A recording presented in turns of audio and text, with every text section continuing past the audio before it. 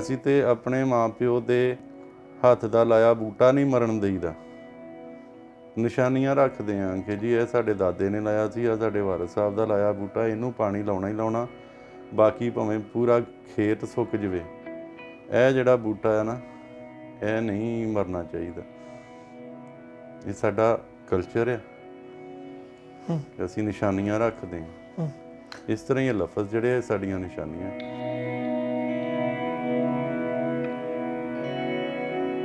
ਸਤਿ ਸ੍ਰੀ ਅਕਾਲ, अस्सलाम वालेकुम। मैं ਤੁਹਾਡਾ ਮੇਜ਼ਬਾਨ ਨਾਸਿਰ ਅਲੀ ਤੇ ਤੁਸੀਂ ਵੇਖ ਰਹੇ ਹੋ ਇੰਡੋਜ਼ ਟੀਵੀ ਆਸਟ੍ਰੇਲੀਆ।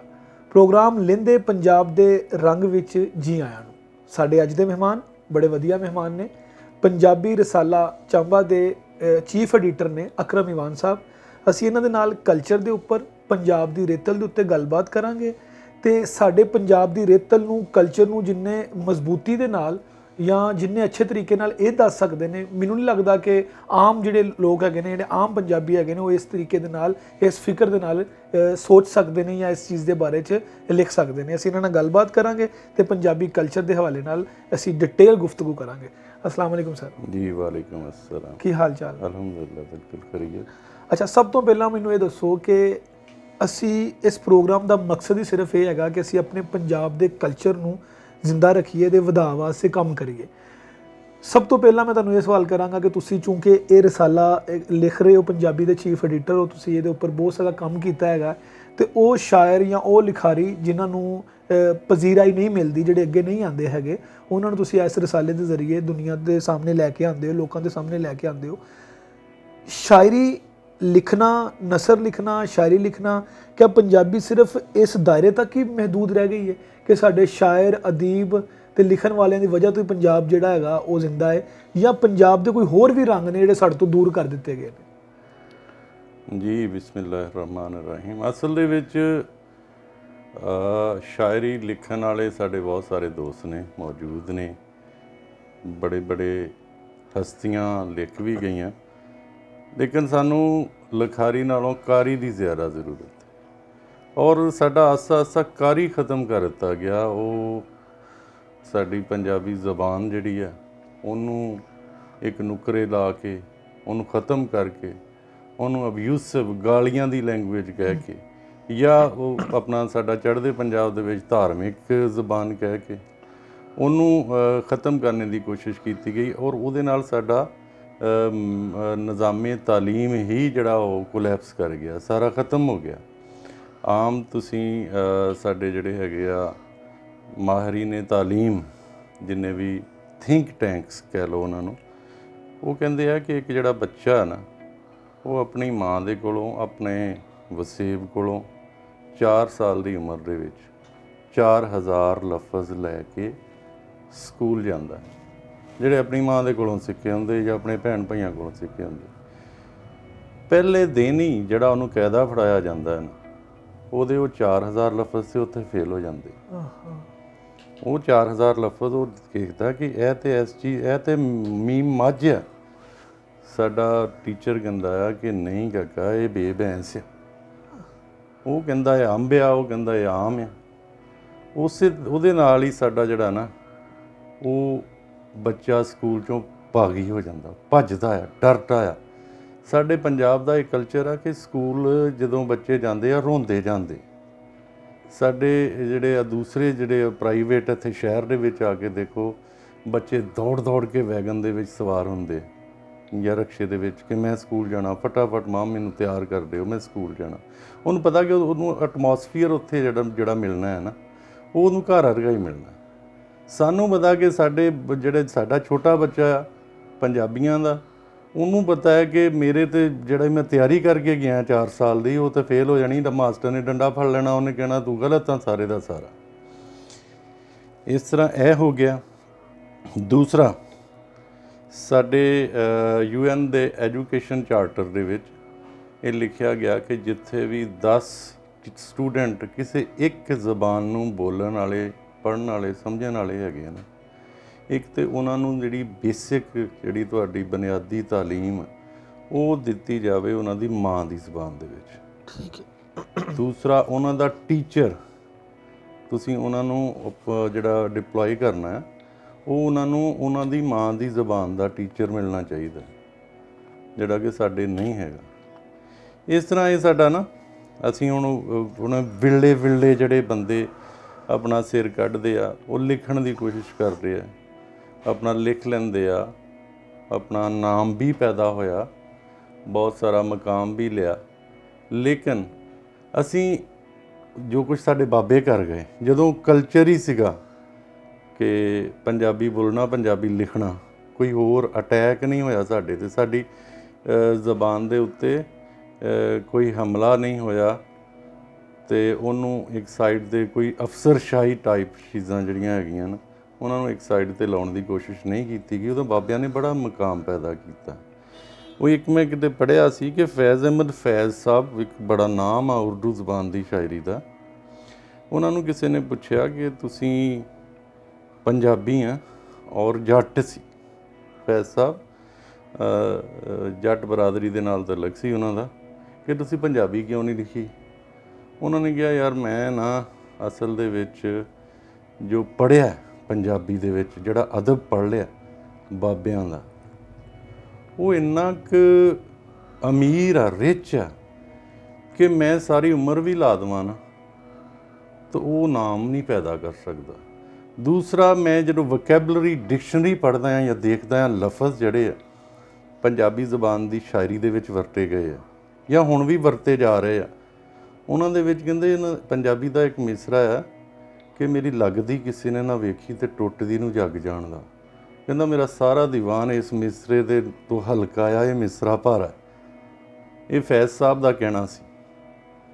ਅਤੇ ਇਹ ਕੁਛ ਸਾਡੇ ਨਾਲ ਹੋਇਆ। ਇਹ ਸਾਡਾ ਜਿਹੜਾ ਲਿਟਰੇਚਰ, ਜਿਹੜਾ ਸਾਡਾ ਆਪਣਾ ਲਿਖਾਵਾਂ, ਰਚਨਾਵਾਂ, ਅਤੇ ਉਹਨੂੰ ਕਿੱਦਾਂ ਤਬਾਹ ਕੀਤਾ ਗਿਆ, ਇਹ ਸਭ ਕੁਝ ਤੁਹਾਡੇ ਸਾਹਮਣੇ ਅਸੀਂ ਵੀ ਵੇਖ ਰਹੇ ਹਾਂ।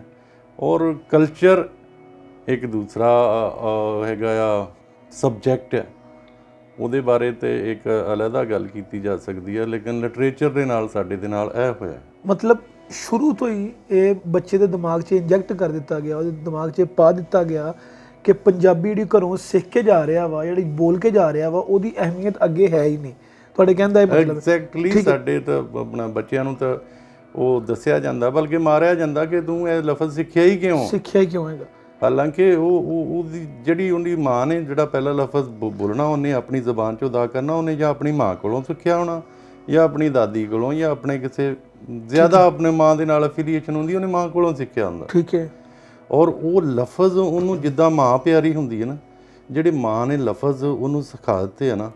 ਵੈਸੇ ਸਾਡੇ ਕਲਚਰ ਦਾ ਹਿੱਸਾ ਆ ਪੰਜਾਬ ਦੀ ਧਰਤੀ ਦਾ ਕਿ ਮਾਂ ਸਭ ਤੋਂ ਪਹਿਲੇ ਆਪਣੇ ਬੱਚੇ ਨੂੰ ਕਹਿੰਦੀ ਆ ਮਾਮਾ ਕਹਿ। ਉਹ ਜੇ ਚਾਹੁੰਦੇ ਆ ਤਾਂ ਉਹ ਵੀ ਮਾਮਾ ਆ, ਮਾਮਾ ਕਹਿ, ਮਾਮਾ।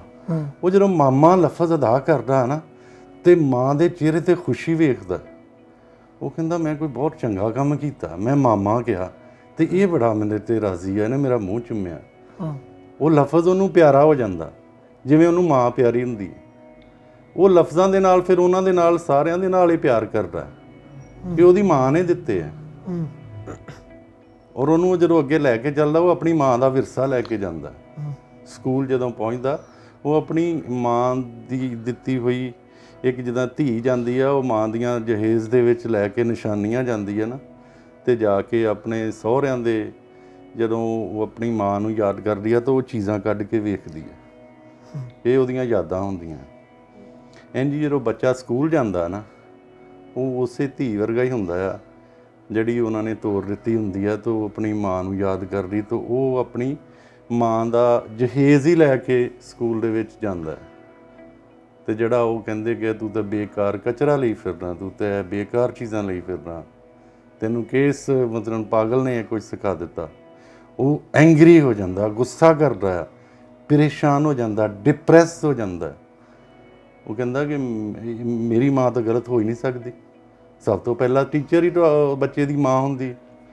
ਉਹ ਕਹਿੰਦਾ ਮੇਰੇ ਟੀਚਰ ਨੇ, ਜਿਹੜੀ ਮੇਰੀ ਮਾਂ ਆ, ਉਹਨੇ ਜੋ ਕੁਝ ਮੈਨੂੰ ਸਿਖਾਇਆ, ਇਹ ਟੀਚਰ ਕਿੱਦਾਂ ਹੁੰਦਾ ਕੌਣ ਆ ਇਹ ਗਲਤ ਕਹਿਣ ਵਾਲਾ? ਮੈਂ ਨਹੀਂ, ਮੈਂ ਇਹਦੇ ਕੋਲ ਪੜ੍ਹਨਾ ਹੀ ਨਹੀਂ। ਆਇਆ ਜੀ ਇਵਾਨ ਸਾਹਿਬ, ਜਿਹੜੀ ਲਿਟਰੇਚਰ ਦੀ ਤੁਸੀਂ ਗੱਲ ਕੀਤੀ, ਅਦਬ ਦੀ ਗੱਲ ਕੀਤੀ ਕਿ ਬੱਚਾ ਜਦੋਂ ਸਕੂਲ ਜਾਂਦਾ, ਉਹ ਇਹ ਸਾਰੀਆਂ ਚੀਜ਼ਾਂ ਜਿਹੜੀਆਂ ਉਹ ਘਰੋਂ ਲੈ ਕੇ ਜਾਂਦਾ, ਉਹਦੀ ਉਹ ਅਹਿਮੀਅਤ ਖਤਮ। ਦੂਸਰੀ ਚੀਜ਼ 'ਤੇ ਅਸੀਂ ਆ ਜਾਂਦੇ ਹਾਂ ਕਿ ਤੁਸੀਂ ਨਹੀਂ ਸਮਝਦੇ ਕਿ ਪੰਜਾਬ ਦੇ ਵਿੱਚੋਂ ਪੰਜਾਬੀ ਜ਼ੁਬਾਨ ਦਾ ਖਤਮ ਹੋ ਜਾਣਾ ਜਾਂ ਇਹਦਾ ਉਤਲੇ ਲੈਵਲ ਤੱਕ ਜਾ ਕੇ ਇਹਦਾ ਪ੍ਰਚਾਰ ਨਾ ਹੋਣਾ, ਇਹਦੇ ਵਿੱਚ ਸਭ ਤੋਂ ਵੱਡੀ ਵਜ੍ਹਾ ਸਾਡੀ ਖੁਦ ਵੀ ਹੈਗੀ ਹੈ। ਉਹਦੀ ਇੱਕ ਵਜ੍ਹਾ ਤੁਸੀਂ ਇਹ ਵੀ ਲਾ ਸਕਦੇ ਹੋ ਕਿ ਅਸੀਂ ਵਕਤ ਦੇ ਮੁਤਾਬਿਕ, ਵਕਤ ਦੀ ਜਿੱਦਤ ਦੇ ਮੁਤਾਬਿਕ ਆਪਣੇ ਆਪ ਨੂੰ ਨਹੀਂ ਬਦਲਿਆ। ਅਸੀਂ ਇਹਦੀ ਫਿਲਮ ਇੰਡਸਟਰੀ ਦੀ ਮਿਸਾਲ ਲੈ ਲੈਂਦੇ ਹਾਂ ਕਿ ਫਿਲਮ ਇੰਡਸਟਰੀ, ਪਾਕਿਸਤਾਨ ਦੀ ਪੰਜਾਬੀ ਫਿਲਮ ਇੰਡਸਟਰੀ ਬਿਲਕੁਲ ਠੀਕ ਜਾ ਰਹੀ ਸੀ। ਅੱਗੇ ਆ ਕੇ ਕੋਈ ਇਸ ਤਰ੍ਹਾਂ ਦਾ ਸੀਕੁਐਂਸ ਚੱਲਿਆ ਕਿ ਉਹ ਫਿਲਮ ਇੰਡਸਟਰੀ ਸਾਡੀ ਤਬਾਹ ਹੋ ਗਈ। ਅਗਰ ਇਸ ਟਾਈਮ ਤੁਸੀਂ ਸਿਰਫ ਇੰਡੀਆ ਦੀ ਫਿਲਮ ਇੰਡਸਟਰੀ ਦੇਖ ਲਓ, ਚੜ੍ਹਦੇ ਪੰਜਾਬ ਦੀ ਵੇਖ ਲਓ, ਤੇ ਉਹਨਾਂ ਦੀ ਕੋਈ ਵੀ ਫਿਲਮ ਦੇਖੋਗੇ, ਉਹ ਹਰ ਫਿਲਮ ਦੇ ਵਿੱਚ ਸ਼ਾਦੀ ਵਾਲਾ ਸੀਨ ਲਾਜ਼ਮੀ ਹੁੰਦਾ। ਕੋਈ ਫਿਲਮ ਦੇਖ ਲਓ, ਉਹ ਦੱਸਦੇ ਕੀ ਨੇ ਕਿ ਸਾਡਾ ਕਲਚਰ ਹੈ ਵਾ, ਸਾਡੀ ਸ਼ਾਦੀ ਵਿਆਹਾਂ ਤੇ ਇਦਾਂ ਹੁੰਦਾ, ਸਾਡੀ ਸ਼ਾਦੀ ਵਿਆਹਾਂ ਤੇ ਇਹ ਕੰਮ ਕੀਤੇ ਜਾਂਦੇ ਨੇ, ਸਾਡੀਆਂ ਫੋਤਗੀਆਂ ਤੇ ਇਹ ਕੰਮ ਕੀਤੇ ਜਾਂਦੇ ਨੇ। ਜਦਕਿ ਅਸੀਂ ਕੀ ਕੀਤਾ, ਅਸੀਂ ਜ਼ੁਬਾਨ ਕੋਈ ਵੀ ਬੁਰੀ ਨਹੀਂ ਹੁੰਦੀ, ਅਸੀਂ ਦੂਸਰੀ ਉਰਦੂ ਜ਼ੁਬਾਨ ਦੇ ਵਿੱਚ ਵੀ ਫਿਲਮ ਬਣਾਉਣ ਦੀ ਕੋਸ਼ਿਸ਼ ਕੀਤੀ, ਬਹੁਤ ਕੁਝ ਕੀਤਾ, ਬਟ ਅਸੀਂ ਫੇਲ ਰਹੇ ਹੈਗੇ। ਤੁਸੀਂ ਨਹੀਂ ਸਮਝਦੇ ਕਿ ਵਕਤ ਦੇ ਮੁਤਾਬਿਕ ਸਾਨੂੰ ਹੁਣ ਇਸ ਮੀਡੀਅਮ ਨੂੰ, ਇਸ ਮੀਡੀਆ ਨੂੰ ਯੂਜ਼ ਕਰਦੇ ਹੋਏ ਪੰਜਾਬੀ ਨੂੰ ਅਗਾਂਹ ਲਿਆਉਣ ਲਈ ਫਿਲਮਾਂ ਬਣਾਉਣੀਆਂ ਚਾਹੀਦੀਆਂ ਨੇ? ਇੱਧਰ ਬਿਲਕੁਲ ਹੋਣਾ ਚਾਹੀਦਾ ਆ। ਤੁਸੀਂ ਦੇਖੋ ਕਿ ਉਰਦੂ ਦੇ ਵਿੱਚ ਮਾਸਟਰਪੀਸਿਸ ਬਣੇ, ਲੇਕਿਨ ਨਾਮ ਜਿਨ੍ਹਾਂ ਦਾ ਜ਼ਿੰਦਾ ਹੈ ਉਹ ਮੌਲਾ ਜੱਟ ਤੇ ਹੀਰ ਰਾਂਝਾ ਹੀ ਇਸ ਤਰ੍ਹਾਂ ਹੀ। ਸਾਡੇ ਆਪਣਾ ਨਦੀਮ ਸਾਹਿਬ, ਮੁਹੰਮਦ ਅਲੀ ਸਾਹਿਬ, ਉਹਨਾਂ ਦੇ ਆਪਣਾ ਬਿਹਾਫ 'ਤੇ ਬੜੀਆਂ ਬੜੀਆਂ ਫਿਲਮਾਂ ਮਾਸਟਰਪੀਸਿਸ ਆ, ਉਹਨਾਂ ਦੇ ਵਿੱਚ ਬਹੁਤ ਕੁਛ ਹੋਇਆ। ਲੇਕਿਨ ਜਿਹੜਾ ਜ਼ਿੰਦਾ ਰਹਿ ਜਾਂਦਾ ਨਾ, ਉਹ ਤੁਸੀਂ ਇੱਕ ਚੀਜ਼ ਨੋਟ ਕਰਿਓ ਕਿ ਸਾਡੇ ਬਰਰੇ ਸਗੀਰ, ਪਾਕੋ ਹਿੰਦ, ਪਾਕਿਸਤਾਨ, ਇੰਡੀਆ, ਬੰਗਲਾਦੇਸ਼, ਇੱਥੇ ਅੱਜ ਤੱਕ ਕੋਈ ਸਿੰਗਰ ਹਿੱਟ ਹੀ ਨਹੀਂ ਹੋਇਆ ਜਿਹਨੇ ਪੰਜਾਬੀ ਨਹੀਂ ਗਾਈ। ਵਾਹ ਜੀ ਵਾਹ। ਲਤਾ, ਮੁਹੰਮਦ ਰਫੀ, ਬਾਕੀ ਸਾਡੇ ਤਾਂ ਲਾਈਨ ਲੱਗੀ ਪਈ ਹੈ। ਬਿਲਕੁਲ ਇਸ ਤਰ੍ਹਾਂ। ਕੋਈ ਇੱਕ ਸਿੰਗਰ ਉਹਦਾ ਨਾਮ ਦੱਸੋ ਜਿਹੜਾ ਇਸ ਖਿੱਤੇ ਦੇ ਵਿੱਚ ਹਿੱਟ ਹੋਇਆ ਹੋਵੇ ਔਰ ਉਹਨੇ ਕਿਹਾ ਹੋਵੇ ਮੈਂ ਪੰਜਾਬੀ ਨਹੀਂ ਗਾਉਣੀ। ਉਹ ਹਿੱਟ ਹੀ ਪੰਜਾਬੀ ਗਾ ਕੇ ਹੋਇਆ, ਭਾਵੇਂ ਅਰੁਣਾ ਲੈਲਾ ਹੋਵੇ, ਬੰਗਲਾਦੇਸ਼ ਦੀ ਬੈਠੀ ਹੋਵੇ। ਬਿਲਕੁਲ ਜੀ।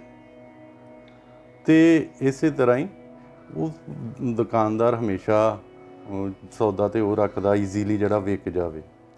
ਇੱਕ ਟਾਈਮ ਆਇਆ ਕਿ ਉਹ ਇੱਥੇ ਗੰਡਾਸਾ ਕਲਚਰ ਚੱਲ ਗਿਆ। ਉਹਦੀ ਵੀ ਇੱਕ ਰੀਜ਼ਨ ਸੀ।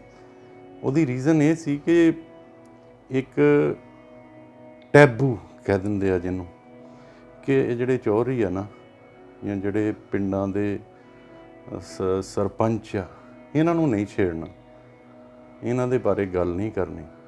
ਲੇਕਿਨ ਜਦੋਂ ਸਟਾਰਟ ਹੋ ਗਿਆ ਨਾ, ਤੇ ਕਿ ਜੀ ਸੁਲਤਾਨ ਰਾਏ ਚੌਧਰੀ ਦੇ ਮੁਖਾਲਫ ਲੜ ਪਿਆ, ਤੇ ਸਾਡੀ ਆਵਾਮ ਜਿਹੜੀ ਸਤਾਈ ਹੋਈ ਚੌਧਰੀਆਂ ਤੋਂ, ਉਹਨਾਂ ਨੇ ਬੜਾ ਐਪਰੀਸ਼ੀਏਟ ਕੀਤਾ। ਇਹ ਤਾਂ ਵੀ ਬੜਾ ਗੱਲ ਹੋ ਗਈ ਕਿ ਚੌਧਰੀ ਦੇ ਨਾਲ ਮੱਥਾ ਲਾ ਲਿਆ। ਤੇ ਉਹਨਾਂ ਨੇ ਉਹਨੂੰ ਬੜਾ ਐਪਰੀਸ਼ੀਏਟ ਕੀਤਾ ਔਰ ਉਹਨੂੰ ਪਸੰਦ ਕੀਤਾ। ਫਿਰ ਸਿਨੇਮਾ ਦੇਖਣ ਵਾਲੇ ਜਿਹੜੇ ਆਮ ਸਾਡਾ ਲੋਕਲ ਸਿਨੇਮਾ ਦੇਖਣ ਵਾਲੇ, ਉਹ ਲੋਕ ਅਲੀਟ ਕਲਾਸ ਕਦੇ ਵੀ ਨਹੀਂ ਰਹੀ। ਇਸ ਤਰ੍ਹਾਂ ਹੀ ਉਹ ਲੋਕ ਨਿਚਲੇ ਲੈਵਲ ਦੇ ਲੋਕ, ਮਿਡਲ ਕਲਾਸ ਲੋਕ ਸੀ। ਫਿਰ VCR ਦੇਖਣ ਵਾਲੇ ਲੋਕ ਵੀ, ਇੱਕ ਟਾਈਮ ਸੀ ਜਦੋਂ ਕਿਰਾਏ ਤੇ VCR ਲਿਆ ਕੇ ਦੇਖਦੇ ਹੁੰਦੇ ਸੀ। ਉਹਨਾਂ ਦੇ ਵਿੱਚ ਸੁਲਤਾਨ ਰਾਏ ਦੀ ਇੱਕ ਫਿਲਮ ਲਾਜ਼ਮੀ ਹੁੰਦੀ ਸੀ। ਅੱਵਲ ਤੇ ਉਹ 4 ਫਿਲਮਾਂ ਮਿਲਦੀਆਂ ਸੀ, 4 ਹੀ ਸੁਲਤਾਨ ਰਾਏ ਦੀਆਂ ਕਿਸੇ ਦੀਆਂ ਹੁੰਦੀਆਂ ਸੀ, ਤੇ ਕਿਸੇ ਦੀਆਂ ਉਹ 2-3 ਦੂਸਰੀਆਂ, ਤੇ ਇੱਕ ਸੁਲਤਾਨ ਰਾਏ ਦੀ ਲਾਜ਼ਮੀ, ਕਿ ਉਹ ਦੇਖਣਾ ਜੀ ਕਿ ਆਪਣਾ ਚੌਧਰੀਆਂ ਦੇ ਨਾਲ, ਉਹ ਬੰਦੂਕਾਂ ਦੇ ਨਾਲ ਉਹ ਬੜਾ ਹਮਲਾ ਕਰ ਰਿਹਾ, ਤੇ ਇਹ ਤਾਂ ਉਹਨੂੰ ਉਹਨਾਂ ਨੇ ਬੜਾ ਐਕਸੈਪਟ ਕੀਤਾ। ਲੇਕਿਨ ਜਦੋਂ ਫਿਰ ਸ਼ਊਰ ਆ ਗਿਆ ਨਾ ਲੋਕਾਂ ਦੇ ਵਿੱਚ ਕਿ ਇਹ ਚੌਧਰੀ ਵੀ ਕੋਈ ਐਡੀ ਆ, ਉਹਨਾਂ ਨੂੰ ਟੌਪ ਦੀ ਸ਼ੈ ਨਹੀਂ, ਇਹਨਾਂ ਦੇ ਨਾਲ ਮੱਥਾ ਲਾਇਆ ਜਾ ਸਕਦਾ ਹੈ, ਫਿਰ ਉਸ ਕਲਚਰ ਦਾ ਵੀ ਖਾਤਮਾ ਹੋ ਗਿਆ, ਗੰਡਾਸਾ ਕਲਚਰ ਦਾ। ਸਹੀ। ਫਿਰ ਇਕਨੋਮਿਕਸ ਵਾਲੇ ਪਾਸੇ ਤੁਰ ਪਏ। ਹੁਣ ਸਾਡੇ ਪਿੰਡਾਂ ਦੇ ਮੁੰਡੇ ਉਹ ਵਿਹਲੇ ਕੱਪੜੇ ਪਾ ਕੇ ਇੰਝ ਨਹੀਂ ਫਿਰ ਰਹੇ, ਕੰਮ ਲੱਭਦੇ ਫਿਰ ਰਹੇ। ਹੁਣ ਉਹਨਾਂ ਨੂੰ ਜ਼ਰੂਰਤ ਆ ਕਿ ਲਾਜ਼ਮੀ ਨਹੀਂ ਕਿ ਇਹ ਉਹ ਬਦਮਾਸ਼ੀ ਜਾਂ ਕੋਈ ਆਪਣਾ ਉਹਦੇ ਨਾਲ ਹੀ ਹੋ ਸਕਦਾ ਆ, ਆਪਣਾ ਜਿਹੜਾ ਨਾਮ, ਇੱਜ਼ਤ, ਟੌਰ, ਇਹ ਪੈਸਿਆਂ ਦੇ ਨਾਲ ਹੁੰਦੀ ਹੈ। ਉਹ ਫਿਰ ਇਕਨੋਮਿਕਲੀ ਇਸ ਪਾਸੇ ਵੱਲ ਨੂੰ ਤੁਰ ਪਏ, ਕੰਮ ਕਰਨ ਲੱਗ ਪਏ, ਬਿਜ਼ਨਸ ਕਰਨ ਲੱਗ ਪਏ। ਤੇ ਜਿਹੜਾ ਹੈਗਾ ਆ ਉਹ ਫਿਰ ਉਸ ਹਿਸਾਬ ਦੇ ਨਾਲ ਸਾਡੀਆਂ ਮੂਵੀਜ਼, ਫਿਲਮਾਂ ਉਹ ਵੀ ਬਦਲਦੀਆਂ ਗਈਆਂ।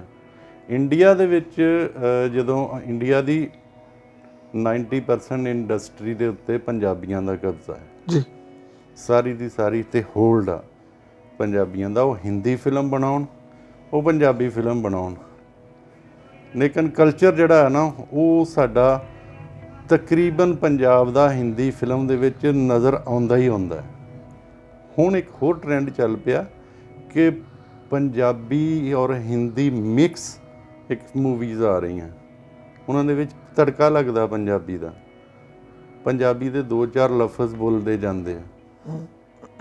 ਫਿਰ ਕੋਈ ਮੁਸਲਮਾਨ ਵੀ ਵਿੱਚ ਪਾ ਲਿਆ ਜਾਂਦਾ ਕਿ ਪਾਕਿਸਤਾਨ ਦੀ ਵੀ ਜਿਹੜੀ ਹੈਗੀ ਆ ਆਡੀਅנס ਨੂੰ ਨਾਲ ਅਟੈਚ ਕਰੋ, ਪੰਜਾਬੀਆਂ ਨੂੰ ਕਰਨ ਵਾਸਤੇ ਬਣਾ ਕਿ ਪੰਜਾਬ ਇੱਕ ਸੂਬਾ ਤਾਂ ਹੈ ਨਹੀਂ ਤੇ ਇੱਕ ਮੁਲਕ ਆ, ਬਲਕਿ ਕਈਆਂ ਮੁਲਕਾਂ ਨਾਲੋਂ ਵੱਡਾ ਤੇ ਸਾਡਾ ਸਿਰਫ ਫੈਸਲਾਬਾਦ ਜਾਂ ਲਾਇਲਪੁਰ ਕਹਿ ਲਓ।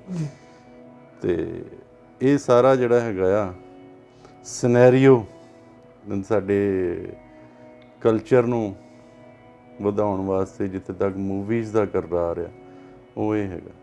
ਮਤਲਬ ਟਾਰਗੇਟਡ ਆਡੀਅנס ਜਿਹੜੀ ਹੈਗੀ ਹੈ, ਜਿਹੜੇ ਸਾਡੀ ਇਸ ਟਾਈਮ ਅਗਰ ਅਸੀਂ ਸਿਰਫ ਲਹਿੰਦੇ ਪੰਜਾਬ ਦੀ ਗੱਲ ਕਰ ਲਈਏ ਤੇ 64% ਜਿਹੜੇ ਇਸ ਟਾਈਮ ਆਬਾਦੀ ਹੈਗੀ ਉਹ ਨੌਜਵਾਨਾਂ ਤੇ ਆ, ਤੇ ਨੌਜਵਾਨ ਜ਼ਿਆਦਾਤਰ ਜਿਹੜਾ ਯੂਜ਼ ਕਰ ਰਹੇ ਨੇ ਉਹ ਮੋਬਾਈਲ ਫੋਨ ਹੀ ਹੈ।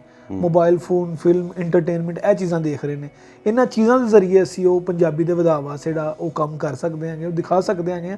ਅਸੀਂ ਕਲਚਰ ਦੀ ਮੈਂ ਗੱਲ ਕਰਾਂਗਾ, ਮੈਂ ਤੁਹਾਨੂੰ ਫਿਰ ਇਹ ਕਲਚਰ ਦੀ ਗੱਲ ਕਹਾਂਗਾ ਕਿ ਇੱਕ ਬੱਚਾ MA ਪੰਜਾਬੀ ਕਿਉਂ ਕਰੇ ਜਦੋਂ ਉਹਨੂੰ ਪਤਾ ਕਿ ਮੈਂ MA ਪੰਜਾਬੀ ਕਰਨ ਤੋਂ ਬਾਅਦ ਕੋਈ ਸਕੋਪ ਹੀ ਨਹੀਂ ਹੈਗਾ ਇਹਦਾ। ਉਹਨੇ ਜਾਂ ਇੰਜੀਨੀਅਰਿੰਗ ਕਰਨੀ ਹੈ ਜਾਂ ਉਹਨੇ ਕੈਮਿਸਟਰੀ ਜਾਂ ਫਿਜ਼ਿਕਸ ਜਾਂ ਬਾਇਓ, ਉਹਨੇ ਇਸ ਤਰ੍ਹਾਂ ਦੇ ਸਬਜੈਕਟ ਚੂਜ਼ ਕਰਨੇ। ਤੁਸੀਂ ਨਹੀਂ ਸਮਝਦੇ ਕਿ ਸਰਕਾਰੀ ਦਰਜਾ ਮਿਲਣਾ ਤੇ ਇੱਕ ਅਲੱਗ ਪਹਿਲੂ ਹੈਗਾ ਕਿ ਪੰਜਾਬੀ ਨੂੰ ਸਰਕਾਰੀ ਦਰਜਾ ਨਹੀਂ ਮਿਲਿਆ, ਲੇਕਿਨ ਪੰਜਾਬੀ ਦੀ ਜਿਹੜੀ ਤਾਲੀਮ ਆ ਉਹਨੂੰ ਰੋਜ਼ਗਾਰ ਦੇ ਨਾਲ ਜੋੜਿਆ ਹੀ ਨਹੀਂ ਗਿਆ। ਪੰਜਾਬੀ ਦੀ ਤਾਲੀਮ ਤੋਂ ਤੇ ਰੋਜ਼ਗਾਰ ਉਹ ਇੱਕ ਵੱਖਰਾ ਇਸ਼ੂ ਹੈ। ਵੈਸੇ ਸਾਡੀ ਐਲੀਟ ਕਲਾਸ ਜਾਂ ਮਤਲਬ ਐਲੀਟ ਕਲਾਸ ਤੇ ਸਾਡੇ ਪਾਕਿਸਤਾਨ ਦੇ ਵਿੱਚ ਹੈ ਹੀ ਨਹੀਂ। ਠੀਕ ਹੈ। ਪਾਕਿਸਤਾਨ ਦੇ ਵਿੱਚ 2 ਹੀ ਕਲਾਸਾਂ, ਇੱਕ ਲੋਅਰ ਕਲਾਸ ਆ, ਇੱਕ ਮਿਡਲ ਕਲਾਸ। ਉਹ ਕਹਿੰਦੇ ਆ ਕਿ ਜਿਹੜੀ ਮਿਡਲ ਕਲਾਸ ਆ ਉਹਦਾ ਇੱਕ ਪੈਰ ਕਚਰੇ ਦੇ ਵਿੱਚ ਹੁੰਦਾ, ਗੰਦੀ ਨਾਲੀ ਦੇ ਵਿੱਚ ਹੁੰਦਾ, ਤੇ ਦੂਸਰਾ ਸੂਰਜ ਵੱਲ ਨੂੰ ਜਾ ਰਿਹਾ ਹੁੰਦਾ। ਉਹ ਜਿਹੜੀ ਕਲਾਸ ਹੈ ਨਾ, ਜਿਹੜੀ ਮਿਡਲ ਕਲਾਸ ਜਾਂ ਜਿਹਨੂੰ ਅਪਰ ਮਿਡਲ ਕਲਾਸ ਵੀ ਅਸੀਂ ਕਹਿ ਲਈਏ, ਉਹ ਸ਼ਰਮਿੰਦਗੀ ਮਹਿਸੂਸ ਕਰ ਰਿਹਾ ਕਿ ਜੀ ਪੰਜਾਬੀ ਬੋਲੀ ਜਾਵੇ। ਉਹ ਆਪਣਾ ਲਾਸਟ ਈਅਰ ਇੱਕ ਵੀਡੀਓ ਬੜੀ ਵਾਇਰਲ ਹੋਈ ਕਿ ਜੀ ਇਹਨੇ ਮੇਰੇ ਨਾਲ ਪੰਜਾਬੀ 'ਚ ਗੱਲਾਂ ਕੀਤੀਆਂ ਮੋਟਰਵੇ ਦੇ ਉੱਤੇ। ਇੱਕ ਔਰਤ ਨੇ ਕਿਹਾ ਜੀ ਕਿ ਹੀ ਵਾਸ ਟਾਕਿੰਗ ਵਿਦ ਮੀ ਇਨ ਪੰਜਾਬੀ, ਕਿ ਪੰਜਾਬੀ 'ਚ ਗੱਲ ਕਰਨਾ ਵੀ ਇੱਕ ਗਾਲ ਹੋ ਗਿਆ। ਮੌਜ਼ੇ ਤੁੰਗ ਚਾਈਨੀਜ਼ ਇਸ ਵੇਲੇ ਦੁਨੀਆ ਚਾਈਨਾ ਦੀ ਲੈਂਗੁਏਜ ਸਿੱਖ ਰਹੀ ਹੈ ਕਿ ਇਹਨਾਂ ਦੇ ਨਾਲ ਅਸੀਂ ਬਿਜ਼ਨਸ ਕਰਨਾ। ਮੌਜ਼ੇ ਤੁੰਗ ਇੰਗਲਿਸ਼ ਬੜੀ ਅੱਛੀ ਜਾਣਦਾ ਸੀ। ਉਹਨੂੰ ਕੋਈ ਜੋਕ ਵੀ ਸੁਣਾਉਂਦਾ ਸੀ ਨਾ ਇੰਗਲਿਸ਼ ਦਾ ਤੇ ਉਹ ਹੱਸਦਾ ਹੀ ਨਹੀਂ ਸੀ। ਉਹਨੂੰ ਸਮਝ ਲੱਗ ਜਾਂਦੀ ਸੀ ਕਿ ਇਹਨੇ ਆਹ ਜੋਕ ਸੁਣਾਇਆ। ਫਿਰ ਉਹ ਆਪਣੇ ਮੁਤਰਜਮ ਵੱਲ, ਜਿਹੜਾ ਟਰਾਂਸਲੇਟਰ ਉਹਦੇ ਵੱਲ ਦੇਖਦਾ ਸੀ, ਉਹ ਫਿਰ ਉਹਦਾ ਚਾਈਨੀਜ਼ ਤਰਜਮਾ ਕਰਦਾ ਸੀ ਤੇ ਫਿਰ ਖੁੱਲ੍ਹ ਕੇ ਹੱਸਦਾ ਸੀ। ਇਹ ਆਪਣੀ ਜ਼ਬਾਨ ਨੂੰ ਰਿਸਪੈਕਟ ਦੇਣ ਦੀ ਗੱਲ ਸੀ। ਅਸੀਂ ਆਪਣੀ ਜ਼ਬਾਨ ਨੂੰ, ਸਾਡੀ ਜ਼ਬਾਨ ਮਰੀ ਨਹੀਂ, ਨਾ ਇਹ ਮਰਨੀ, ਬਿਲਕੁਲ ਠੀਕ, ਨਾ ਇਹ ਖਤਮ ਹੋਣੀ ਹੈ। ਅਲਫਾਜ਼ ਨਾਪੈਦ ਹੁੰਦੇ ਜਾ ਰਹੇ ਆ, ਲੇਕਿਨ ਉਹਨਾਂ ਦੀ ਜਗ੍ਹਾ ਤੇ ਨਵੇਂ ਲਫ਼ਜ਼ ਆ ਜਾਣਾ ਕੋਈ ਵੱਡੀ ਗੱਲ ਨਹੀਂ। ਠੀਕ। ਤੁਸੀਂ ਦੇਖੋ ਸੋਸ਼ਲ ਮੀਡੀਆ 'ਤੇ ਟਿਕਟੌਕ ਆ ਜਾਂ ਫਿਰ ਉਹ ਇਸ ਤਰ੍ਹਾਂ ਦੀਆਂ ਦੂਸਰੀਆਂ ਆਪਣਾ ਐਪਸ ਹੈਗੀਆਂ ਨੇ ਜੀ ਜਿਨ੍ਹਾਂ ਦੇ ਉੱਤੇ 30 ਸੈਕਿੰਡ ਦੀ ਵੀਡੀਓ, 20 ਸੈਕਿੰਡ ਦੀ ਵੀਡੀਓ ਬਣਾ ਕੇ ਉਹਨਾਂ ਦੇ ਵਿੱਚ ਸਾਡੇ ਪੂਰੇ ਪਾਕਿਸਤਾਨ ਤੋਂ, ਇੰਡੀਆ ਤੋਂ ਇਹ ਵੀਡੀਓਜ਼ ਅਪਲੋਡ ਹੁੰਦੀਆਂ ਜੀ। ਉਹਨਾਂ ਦੀ 90% ਪੰਜਾਬੀ ਹੋਣਗੀਆਂ। ਤੁਸੀਂ ਨੋਟ ਕਰੋ, ਉਹਨਾਂ ਨੂੰ ਵੇਖੋ, ਤੁਸੀਂ 100 ਵੇਖ ਲਓ, ਉਹਨਾਂ 'ਚੋਂ 90 ਪੰਜਾਬੀ ਦੇ ਵਿੱਚ ਹੀ। ਠੀਕ। ਉਹਦੀ ਵਜ੍ਹਾ ਕੀ ਆ? ਚੱਲਦਾ ਹੈ, ਪਬਲਿਕ ਦੇ ਵਿੱਚ ਚੱਲਦਾ ਹੈ। ਇੰਟਰਟੇਨ ਹੁੰਦੇ ਪੰਜਾਬੀ ਨਾਲ, ਇੰਟਰਟੇਨ ਹੁੰਦੇ ਪੰਜਾਬੀ, ਇੰਟਰਟੇਨ ਹੀ ਪੰਜਾਬੀ ਦੇ ਨਾਲ ਹੁੰਦਾ। ਠੀਕ ਹੈ। ਪੰਜਾਬੀ ਨੂੰ ਤੁਸੀਂ ਉਹ ਹਫੀਜ਼ ਜਲੰਧਰੀ ਵਾਲਾ ਵਾਕਿਆ ਜਿਹੜਾ ਅਮਜਦ ਅਸਲਾਮ ਅਮਜਦ ਨੇ ਸ਼ਾਇਦ ਕੋਲੋਂ ਕੋਟ ਕੀਤਾ, ਜਾਂ ਉਹ ਵੈਸੇ ਕੋਈ ਵਾਕਿਆ ਸੀ ਕਿ ਉਹਨੇ ਬੜਾ ਕੋਸ਼ਿਸ਼ ਕੀਤੀ ਕਿ ਮੈਂ ਅਬੂ ਅਲ ਅਸਰ ਹਫੀਜ਼ ਜਲੰਧਰੀ ਹੂੰ, ਸ਼ਾਹਨਾਮਾ ਇਸਲਾਮ ਵਾਲਾ। ਉਹਨੇ ਕਿਹਾ ਅੱਛਾ ਜੀ, ਕਹਿੰਦਾ ਮੈਂ ਯਾਰ ਜਲੰਧਰ ਦਾ ਵਾਂ। ਉਹ ਜੱਫੀ ਪਾਓ, ਤੁਸੀਂ ਪਹਿਲੇ ਕਿਉਂ ਨਹੀਂ ਦੱਸਿਆ ਕਿ ਤੁਸੀਂ ਵੀ ਜਲੰਧਰ ਦੇ ਆ? ਮੈਂ ਵੀ ਜਲੰਧਰ ਦਾ ਹੀ ਹਾਂ। ਸਾਡਾ ਜਿਹੜਾ ਉਹ ਹੈ ਨਾ ਕਿ ਚੱਲਣੀ ਕਿਹੜੀ ਸ਼ੈ ਹੈ। ਉਹ ਸਾਡੀ ਬਾਹਰ ਅਸੀਂ ਜਾਂਦੇ ਹਾਂ, ਮੈਨੂੰ ਇਤਫਾਕ ਹੋਇਆ ਕਈਆਂ ਮੁਲਕਾਂ ਦੇ ਵਿੱਚ ਜਾਣ ਦਾ। ਫਸਟ ਰਿਲੇਸ਼ਨ ਜਿਹੜਾ ਸਾਡਾ ਆਪਣੇ ਪਾਕਿਸਤਾਨੀਆਂ ਤੋਂ ਬਾਅਦ ਕਿਸੇ ਦੇ ਨਾਲ ਬਣਦਾ ਆ, ਉਹ ਸਿੱਖ ਹੁੰਦੇ ਆ, ਪੰਜਾਬੀ। ਔਰ ਰਿਲੇਸ਼ਨ ਦੀ ਬੇਸ ਕੀ ਆ? ਲੈਂਗੁਏਜ। ਬਿਲਕੁਲ। ਹਾਲਾਂਕਿ ਸਾਡਾ ਉਹਨਾਂ ਦੇ ਨਾਲ ਬਹੁਤ ਸਾਰੀਆਂ ਚੀਜ਼ਾਂ ਜਿਹੜੀਆਂ ਆ ਉਹ ਮੁਸ਼ਤਰਕ ਵੀ ਆ। ਕੁਛ ਚੀਜ਼ਾਂ ਜਿਹੜੀਆਂ ਸਾਨੂੰ ਨਾਪਸੰਦ ਆ ਉਹਨਾਂ ਦੀਆਂ, ਕੁਛ ਉਹਨਾਂ ਨੂੰ ਸਾਡੀਆਂ ਵੀ ਨਾਪਸੰਦ ਹੋਣਗੀਆਂ। ਲੇਕਿਨ ਇੱਕ ਚੀਜ਼ ਤੇ ਅਸੀਂ ਜਿਹੜੇ ਇਕੱਠੇ ਹੋ ਕੇ ਬਹਿ ਜਾਂਦੇ ਹਾਂ ਕਿ ਅਸੀਂ ਪੰਜਾਬੀ ਹਾਂ। ਮੈਂ ਪਾਕਿਸਤਾਨੀ ਪੰਜਾਬੀਆਂ ਔਰ ਸਿੱਖਾਂ ਨੂੰ ਇਕੱਠੇ ਹੋ ਕੇ ਬੰਗਾਲੀਆਂ ਦੇ ਨਾਲ ਜਾਂ ਆਪਣਾ ਕੇਰਲਨ ਜਿਹੜੇ ਸਟੇਟਸ ਦੇ ਬੰਦੇ ਆ ਉਹਨਾਂ ਦੇ ਨਾਲ ਲੜਦਿਆਂ ਵੇਖਿਆ। ਇਹ ਇਕੱਠੇ ਹੋਏ ਸੀ ਵੀ ਅਸੀਂ ਪੰਜਾਬੀ ਹਾਂ। ਕੱਲ੍ਹ ਬੇਸ਼ੱਕ ਉਹ ਪਾਕਿਸਤਾਨ ਇੰਡੀਆ ਦਾ ਕਰਕੇ ਆਪਸ ਦੇ ਵਿੱਚ ਹੀ ਲੜ ਰਹੇ ਹੋਣ, ਲੇਕਿਨ ਜਦੋਂ ਕੋਈ ਤੀਸਰਾ ਇਨਵਾਲਵ ਹੁੰਦਾ ਹੈ, ਪੰਜਾਬੀ ਸਾਰੇ ਇਕੱਠੇ ਹੋ ਜਾਂਦੇ। ਇਹ ਇਹਨਾਂ ਦੀ ਆਪਣਾ ਰਿਲੇਸ਼ਨ ਆ। ਇੱਕ ਬੋਲੀ, ਇੱਕ ਗਾਲ ਆ ਅਰਬੀ ਜ਼ਬਾਨ ਦੀ, ਜਾਂ ਤੂੰ ਆਪਣੀ ਜ਼ਬਾਨ ਭੁੱਲ ਜਾਏ, ਤੈਨੂੰ ਤੇਰੀ ਜ਼ਬਾਨ ਹੀ ਭੁੱਲ ਜਾਏ। ਕਿਆ ਆਪਣਾ ਯਾਰ ਗਾਲ ਹੈਗੀ ਹੈ ਕਿ, ਤੇ ਅਸੀਂ ਕੋਸ਼ਿਸ਼ ਕਰ ਰਹੇ ਹਾਂ ਕਿ ਜੀ ਸਾਨੂੰ ਸਾਡੀ ਜ਼ਬਾਨ ਭੁੱਲ ਜਾਏ, ਜਾਂ ਸਾਨੂੰ ਇਹ ਕੋਸ਼ਿਸ਼ ਕਰਵਾਈ ਜਾ ਰਹੀ ਹੈ ਕਿ ਤੁਸੀਂ ਆਸਤਾ ਆਸਤਾ ਆਪਣੇ ਬੱਚਿਆਂ ਨੂੰ ਇਹ ਜ਼ਬਾਨ ਭੁਲਾਓ, ਨਵੀਂ ਚੀਜ਼ ਸਿੱਖੋ। ਨਵੀਂ ਚੀਜ਼ ਅਸੀਂ ਕਿੱਥੋਂ ਸਿੱਖੀਏ? ਅਸੀਂ 4000 ਲਫ਼ਜ਼ ਦੇ ਮਾਂ ਕੋਲੋਂ ਲਿਆ ਹੋਇਆ ਆ, ਉਹ ਤਾਂ ਸਾਡਾ ਮਰਨਾ ਹੀ ਨਹੀਂ। ਅਸੀਂ ਤੇ ਆਪਣੇ ਮਾਂ ਪਿਓ ਦੇ ਹੱਥ ਦਾ ਲਾਇਆ ਬੂਟਾ ਨਹੀਂ ਮਰਨ ਦੇਈਦਾ। ਨਿਸ਼ਾਨੀਆਂ ਰੱਖਦੇ ਹਾਂ ਕਿ ਜੀ ਇਹ ਸਾਡੇ ਦਾਦੇ ਨੇ ਲਾਇਆ ਸੀ, ਆ ਸਾਡੇ ਵਾਰਿਸ ਸਾਹਿਬ ਦਾ ਲਾਇਆ ਬੂਟਾ, ਇਹਨੂੰ ਪਾਣੀ ਲਾਉਣਾ ਹੀ ਲਾਉਣਾ, ਬਾਕੀ ਭਾਵੇਂ ਪੂਰਾ ਖੇਤ ਸੁੱਕ ਜਾਵੇ, ਇਹ ਜਿਹੜਾ ਬੂਟਾ ਹੈ ਨਾ, ਇਹ ਨਹੀਂ ਮਰਨਾ ਚਾਹੀਦਾ। ਇਹ ਸਾਡਾ ਕਲਚਰ ਹੈ, ਅਸੀਂ ਨਿਸ਼ਾਨੀਆਂ ਰੱਖਦੇ ਹਾਂ। ਇਸ ਤਰ੍ਹਾਂ ਹੀ ਲਫ਼ਜ਼ ਜਿਹੜੇ ਸਾਡੀਆਂ ਨਿਸ਼ਾਨੀਆਂ।